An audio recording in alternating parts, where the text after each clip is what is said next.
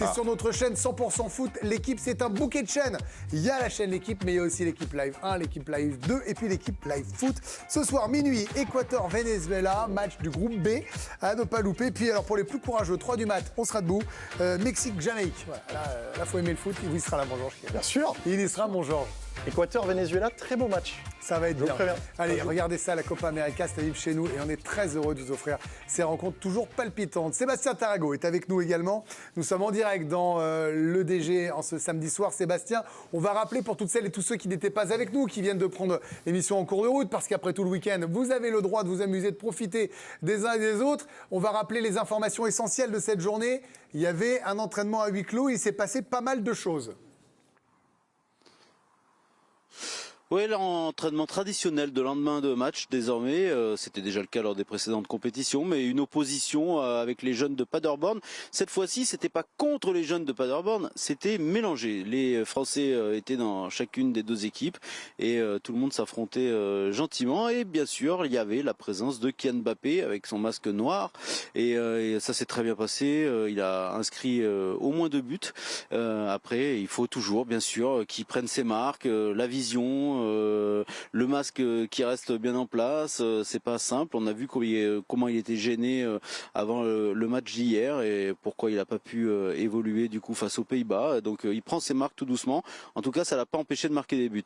Bon, ça c'est une bonne nouvelle, on va en parler dans un instant.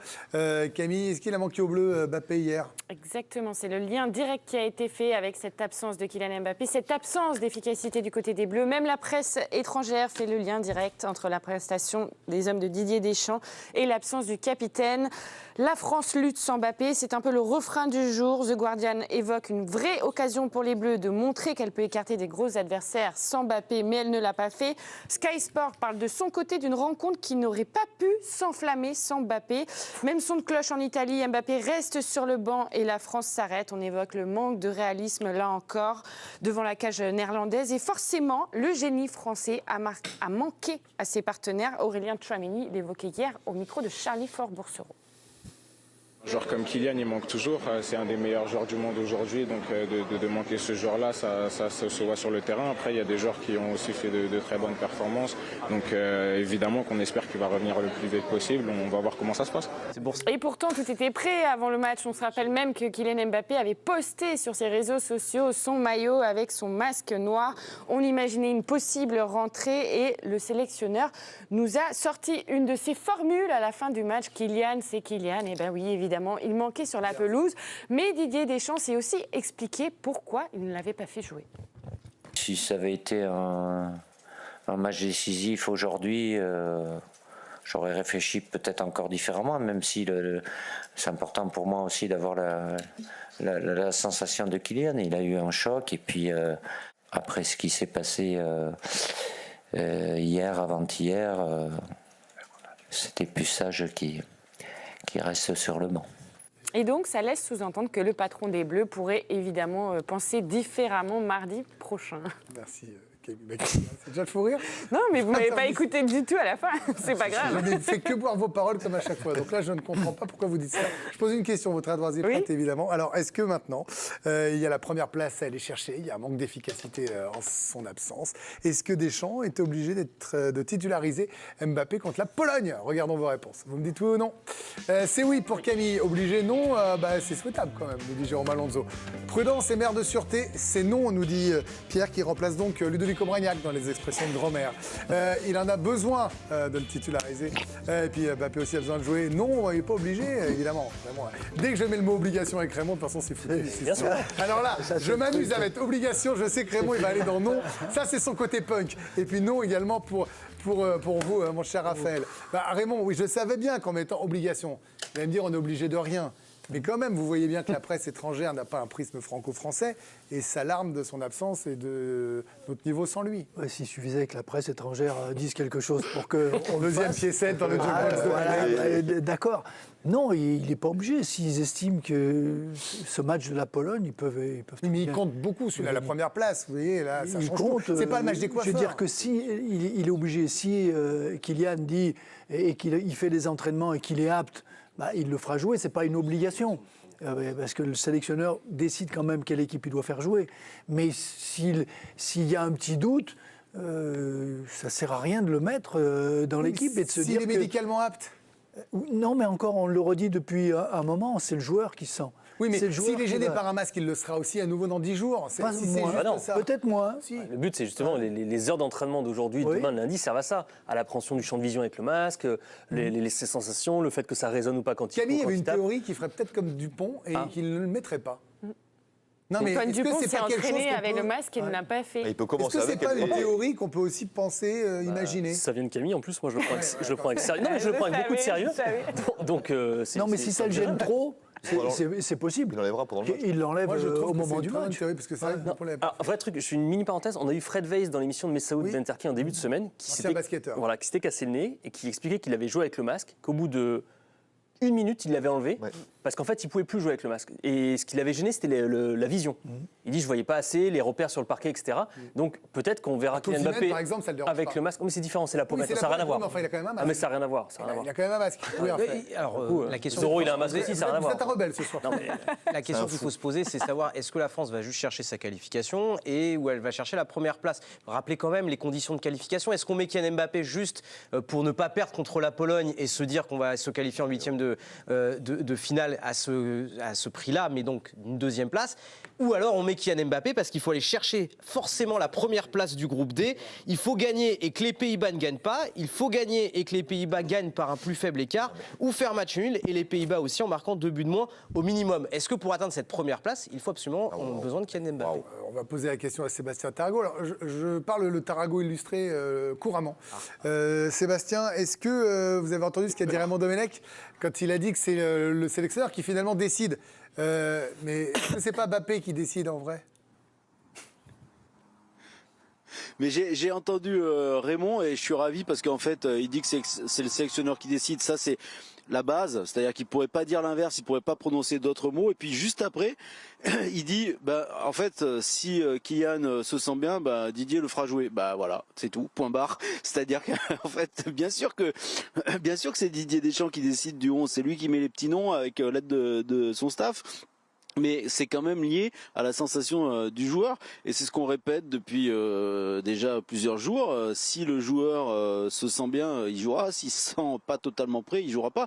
L'idée, encore une fois, l'idée c'est de jouer, mais il n'y a pas de certitude parce que bien entendu, il doit s'adapter. Et tout ce qui a été dit sur le plateau, les vibrations, le champ de vision, pourquoi pas ne pas enlever le masque. Tout est possible parce que l'os il sera pas totalement reconsolidé pour le prochain match. Ça, c'est sûr et certain.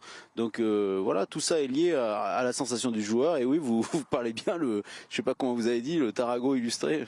C'est ça.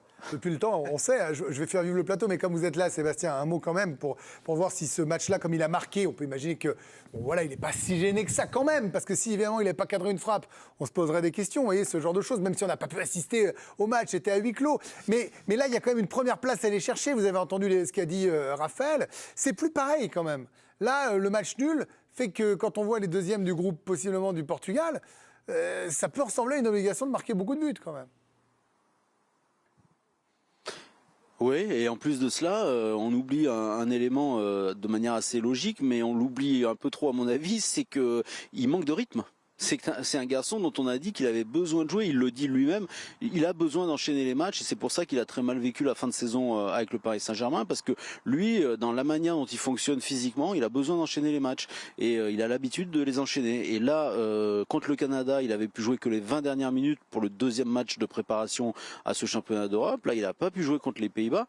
Oui, lui, il a envie d'enchaîner, mais après, il faut être prêt, il faut qu'il se sente capable de jouer avec ce masque. L'entraînement d'aujourd'hui, bien entendu, ça n'a rien à voir avec ce qui peut se passer sur un match de compétition. Et pour l'instant, quand on l'a vu avec ce masque-là à l'échauffement, y compris hier avant la rencontre face aux Pays-Bas, on voit bien qu'il est gêné, qu'il leur met sans arrêt en place. Donc il y a un peu de travail à faire par rapport à cela. Mais moi, je pense qu'il faut jouer, oui.